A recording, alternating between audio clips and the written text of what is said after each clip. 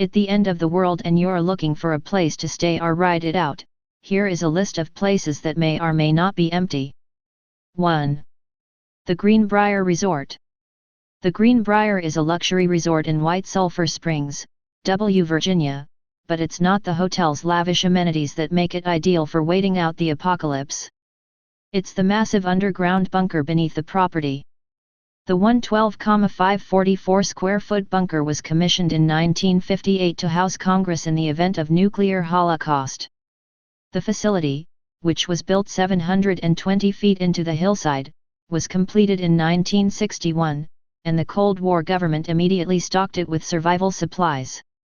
The bunker had 3 outdoor entrances and 1 secret entrance inside the resort, a 25-ton blast door. It also featured decontamination chambers, a power plant, water storage tanks, a clinic with operating rooms, an intensive care unit, a pharmacy, and dormitories that could accommodate more than 1,100 people. How did the government upkeep such a massive survival effort?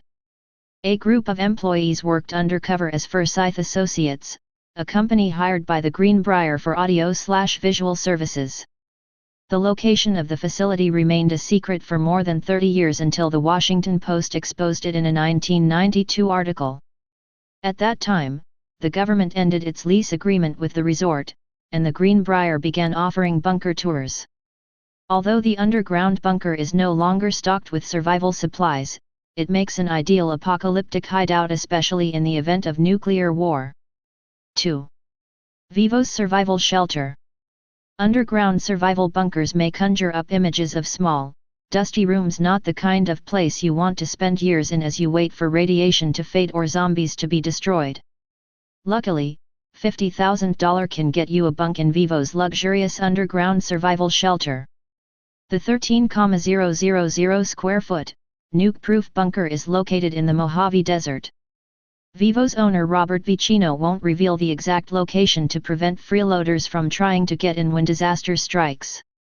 The shelter will include an atrium with a large TV, a gym, comfortable beds, and enough gourmet food for a year. The menu features everything from sloppy joes to pearl potatoes.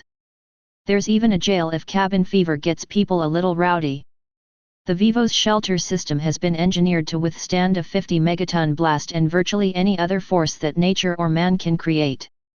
Vicino says the bunker provides protection from a host of apocalyptic disasters, pole shifts, solar flares, asteroids, nuclear bombs, chemical warfare, etc.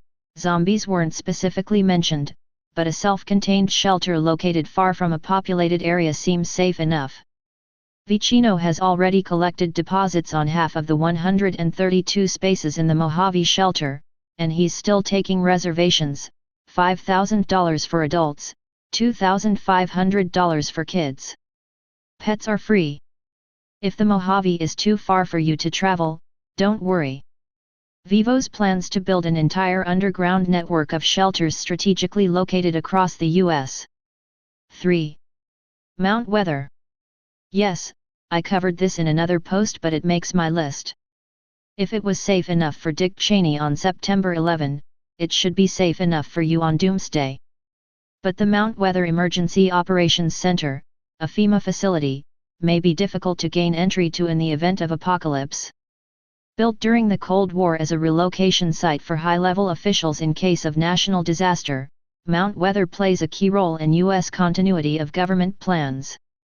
It's located in the Blue Ridge Mountains about 48 miles from Washington, D.C., and consists of 2 parts, the above-ground FEMA complex and the 600,000 square foot underground facility. Mount Weather has its own leaders, its own police and fire departments, and even its own laws. No one has ever been allowed to tour the underground complex, but in 1991, Time magazine published an expose after talking to one of the facility's retired engineers. He described a sprawling bunker complete with mainframe computers, air circulation pumps, and a television and radio studio for post-nuclear presidential broadcasts. You can access Mount Weather via Virginia State Route 601, but your odds of making it past the armed guards on Doomsday aren't good unless you're a priceless work of art. The National Gallery of Art is rumored to have developed a program to transport valuable paintings to the bunker via helicopter in the event of disaster. 4. Silo home. During the 1950s and 1960s, the U.S. government built hundreds of Atlas F missile silos in preparation for a nuclear attack that never came. Most of these silos were abandoned, but Bruce Francisco and Gregory Gibbons acquired one in New York's Adirondack State Park and transformed it into an underground haven. Silo Home sits atop a 1,350-foot mountain overlooking the Saranac River Valley and is surrounded by acres of untouched wilderness, which means it's ideal for many of your post-apocalyptic duties: farming, hunting, and fishing. On the surface it features a hangar, living room with fireplace and a wraparound porch, but the best stuff is below ground. In what was once the 2,300 square foot launch control center there are now 3 bedrooms, 2.5 bathrooms, a living area and a kitchen. Don't feel safe enough? Well, there's always the 20,000 square foot silo that's connected to the underground living quarters via a tunnel complete with Star Wars doors. It's the perfect place to stockpile canned goods and ammunition, or you can give it a home makeover so you and the family can kick back and enjoy the nuclear winter in comfort. Buy it now for just $2.3 million cash only. Or if no one's around during the zombie outbreak, just take it. I am sure the owners won't mind. 5. Capitol Visitor Center. In the event of chemical, biological, nuclear or terrorist attack, you might think that Washington, D.C. is the last place you should be. After all, who's most likely the target of such an attack? But if you can gain access to the top-secret bottom floor of the Capitol Visitor Center, you just may survive. The CVC is a 3-level, 580,000 square foot building built entirely underground on the east side of the Capitol. The Leviathan Visitor Center is supposedly built below ground so as to enhance rather than detract from the appearance of the Capitol, but not everyone believes that. It's rumored that the building is actually designed to be a haven for lawmakers in the event of disaster. The entire bottom floor is reserved for Congress's use and is off-limits to the public. Although the building was designed before the 2001 terrorist attacks, according to the architects, RTKL, the floor plans were amended after 9/11 and fitted to deliver adequate security measures and material protection. No one will say if the building provides protection from bombs, nuclear threats, or biological or chemical incidents. However, the CVC does have 4 bomb-proof skylights and a tunnel system large enough for vehicles to move around. The building also has a sophisticated IT infrastructure that houses hundreds of thousands of feet of fiber optic cable. 6. Site R. The Raven Rock Mountain Complex, also known as Site R or the Underground Pentagon, is located about 9 miles from Waynesboro, PA, and 6 miles from Camp David. It was built in the 1950s and has been waiting for Armageddon ever since. The official plans for Site R called for an underground command control center that consisted of miles of tunnels and access shafts to the surface, but no one will say what's actually on site.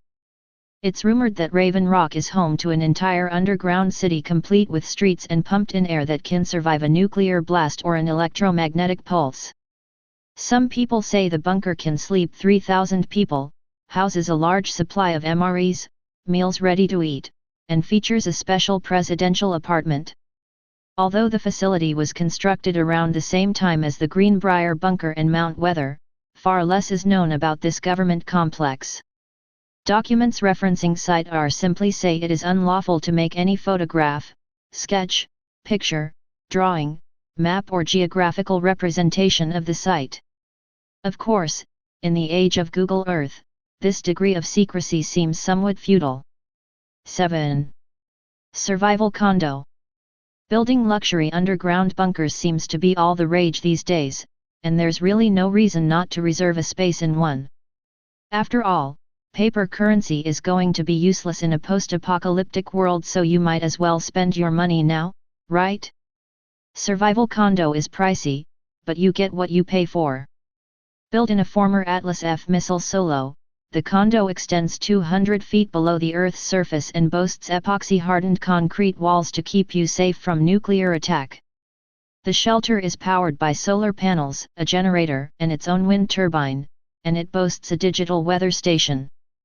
But the $1.75 million required to buy a full floor unit, $900,000 for a half floor, doesn't just buy you power and security. In addition to your condo's stainless steel GE appliances, Kohler bath fixtures and jacuzzi tub, your new underground home will also come equipped with a full-size pool, a spa, a fitness room, a library, and a movie theater. I hope you like reruns. You'll dine on a diet of organic produce and homegrown fish fresh from the facility's state-of-the-art hydroponic and aquaculture center.